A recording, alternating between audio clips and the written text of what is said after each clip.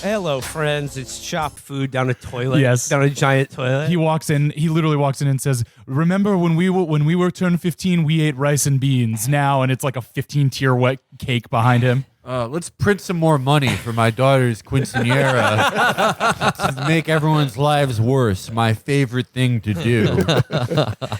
I think actually, in there's my a later episode, scene. I watched ahead a little bit. There's a later scene where he has one of those bad guy meet like where he grabs off the street because they were snooping too close. He grabs a bunk and off his gym and makes him meet him. Classic bad guy setup. Like, I'm going to take you to lunch and intimidate you, and he takes him to a polo field where he's playing polo, and then he gets off the horse and he's like in his polo outfit, and they're on a beautifully appointed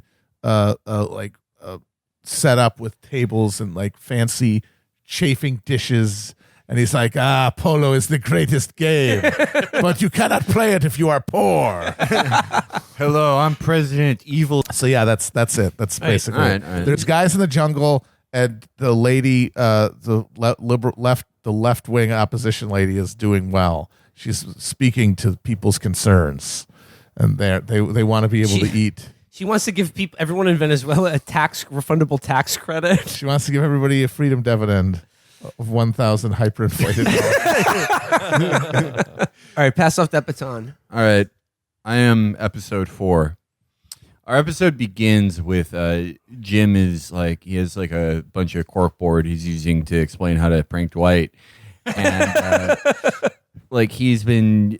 The camera shows that like he has a little cute little pillow in his conspiracy theory room, and I believe to be the cuck CIA guy, the guy who's like, we should go on a multiculturalism mission. You know, that guy, the bald guy, is like, oh, I see you're sleeping in the office, and Jim goes, yeah, that's one of the perks of almost being murdered in a foreign country, and he just makes the sideways frown and sigh as hard as he can. If I was killed, the CIA wouldn't even care. I guess it's just everyone wants me dead.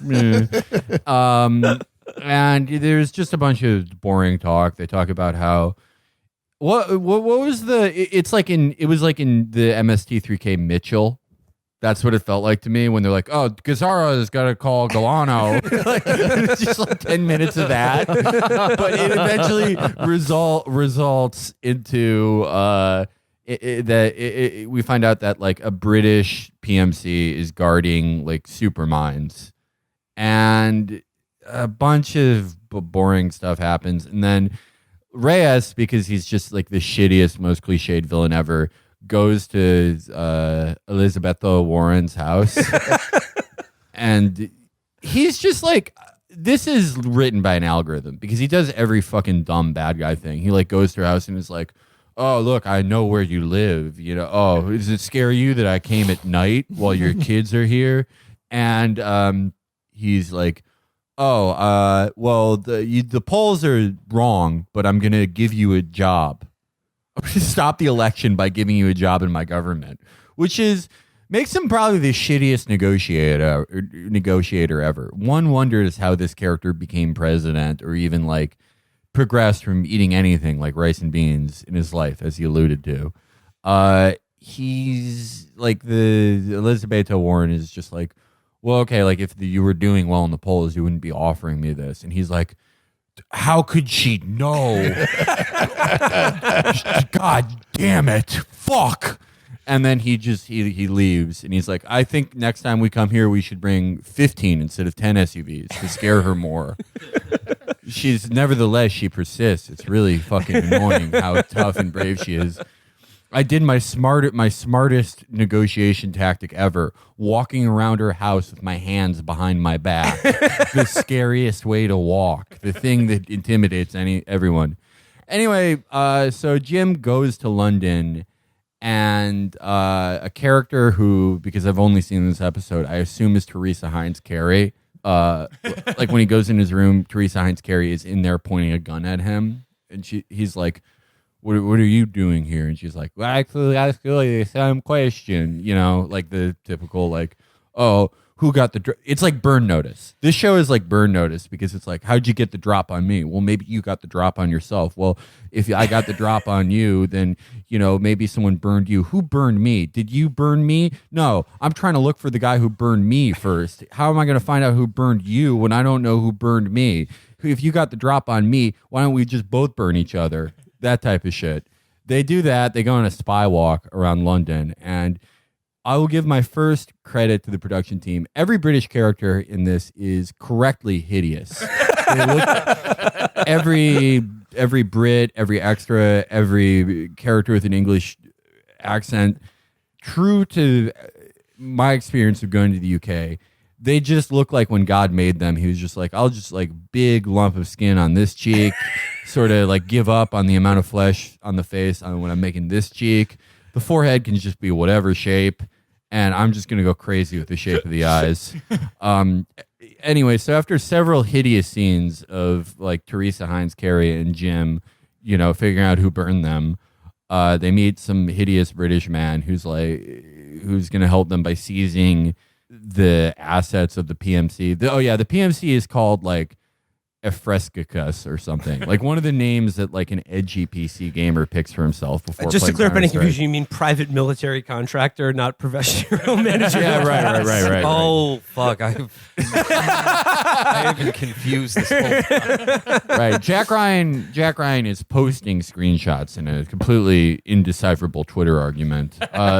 So they end up like freezing the assets of Escagagus or whatever, and they go to the office, Teresa Hines Carey, Jim, and this repulsive looking British man, and they're like, "Oi, you bloody poof! Oh, you done took my spendy Wendy's." That's what they call money. And he's like, "Well, I reckon then that you'll be 667 then if you told us he hired you to guard the supermine." And they just do that. It's done. Oh yeah, there's like an assassin who, I'm gonna be honest, I tried watching this episode twice. It went right through me after they froze the assets. Like I couldn't really get what was happening because my brain just refused to take it in. My brain refused to absorb it. But there's some like German assassin guy who has That was probably Jacques and Hagar. He cross-dressed to get back into Venezuela, and they're doing like a dead drop to figure out who burned them. And Jack and Hagar kills the guy who's doing the dead drop and the They're PMC like, guy. who burned you? Well, it was actually an incredibly sexy pile of dynamite that was designed. It's just dressed up to look very attractive to me. Yeah. I took one note during this Yeah, episode. what was it? It's just the name Max Jankum. I believed at one point there was a character named Max Jankum. I don't know who he is. I believe that's the girl with the dragon tattoos associate that she's trying to track down. Max Jankum burned Is her. Max Hardcore burned? Damn. She was in one of his videos. So yeah, Teresa Hines Carey was burned by Max Jankum. And Office Jim chases Jack and Hagar, and he escapes. And then at like the end of the episode, I think there was a thing with Reyes, and he's like, of course, just sitting around. And he's like, let's burn more agents, and that's the end. Like I like how this has gotten progressively like more and more incomprehensible. So Virgil, You know what this is? This is actually like the Office episode where Michael has a movie day, and it's like and asks Kevin to recap the last 10 minutes of Varsity Blues. Well, I couldn't. So I had episode 5, and I couldn't follow any of this. It was because the way people were posting about, like, you see the trailer and you see Office Jim like go to the Aspen Ideas conference and talk about how the CIA is made up of heroes, and you think, okay, this is going to be like crazy, like in your face, and instead it was just plotting and boring. It starts off in the UK, where I guess there's a shooting or something that takes place. They killed the guy who burned Max Jankum. Yeah, whatever. And so Office Jim goes to some house and like breaks into someone's study and is trying to crack into someone's fucking computer. they I'll tell you who they need is Master Codebreaker Kingston. Yeah. yes. No, so he's trying to crack into someone's computer to get their nudes and leak them to the fappening or something. And so he calls CIA headquarters. He calls Chidi. It's Chidi from The Good Place. And He was in the first episode too. But yeah, he's just for one scene. yeah, so they do like some banter that's like, hey, Chidi, you still cracking codes over there? It's cool. And then Chidi's like, oh yeah, you got to break into an Apple computer. Call me on my personal line. Like, I guess you're not supposed to do that. You know? What? He's like, don't call me on my office line. Call me on my like personal cell phone, and I'll show you how to fucking crack into an Apple computer. Okay.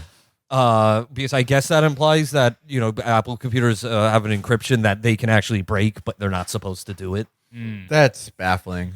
Okay. Then Jack and Hagar, who I did not recognize was Jack and Hagar. Oh, yeah, that was but him. he is. I thought he was just your average business pervert. He's like a one-eyed German guy and very business pervert demeanor, and he's interacting with some woman, and he's like, I told you to stay out of my way. I won't warn you again. Something like that. I don't know. I don't know who this woman is. Probably the girl with the dragon tattoo. I guess Yes, I it never was. saw. It I was. never saw those movies. So It was Numa Rapace, who I believe is who you think of as Teresa Heinz Carey. It's Oh, great, okay. Yeah, okay. So he's like warns Teresa Heinz Carey to stay out of his way because he's got a mission here.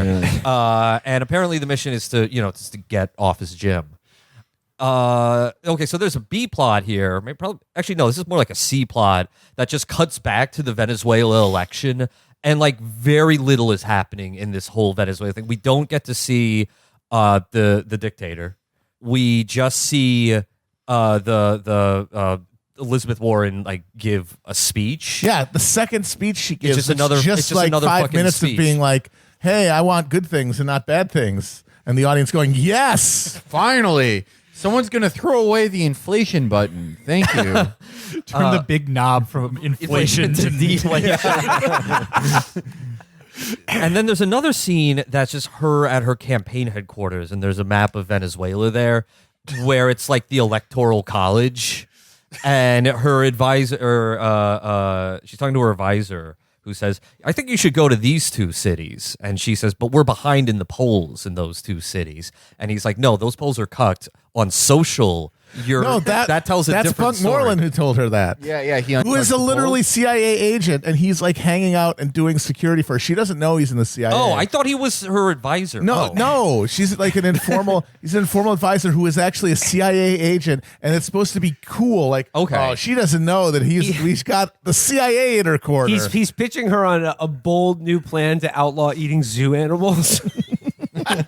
So I guess so she's like, yeah, let's do it. I'm gonna go to these two cities and win their electoral votes or something. And but that it just ends there, and I guess that's gonna be followed up in the next episode that we'll never see because we're all forbidden from watching any more episodes. I couldn't of do the that though. season. I watched that ahead, and I found out what happens at the end. Oh, okay, all right. Well, don't. If you watched the whole thing? Well, don't spoil it. You can't.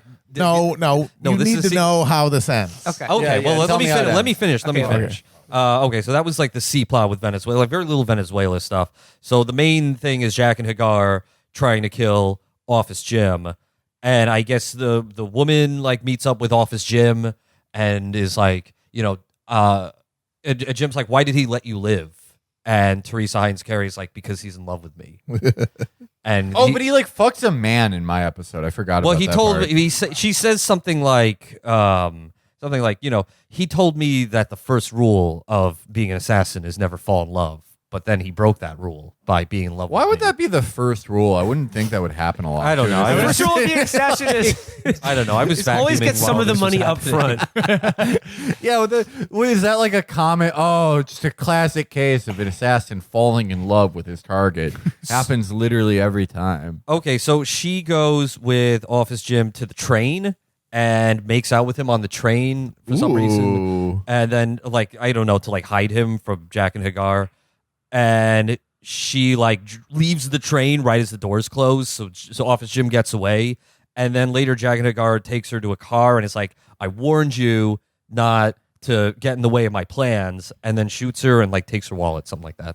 Oh, dude, he is gonna get such a nice train ticket with that wallet. So then Office Jim. Well, I'm not done. So then Office Jim goes to like Oxford University to the library where he like talks to this young woman and is like, hey, I'm Jim from that show. That, young people, you trying to fuck? young people all like now. And she's like, can I see some IDs? Like, yeah, sure. And she's like, yeah, your dad, I need you to call your dad, because her dad is Jack and Hagar, and tell him to stop doing assassination. That's the second rule of being an assassin is don't pick up a call from your daughter while you're on a job. What a pussy. And then so she stabs him with a penknife and runs out.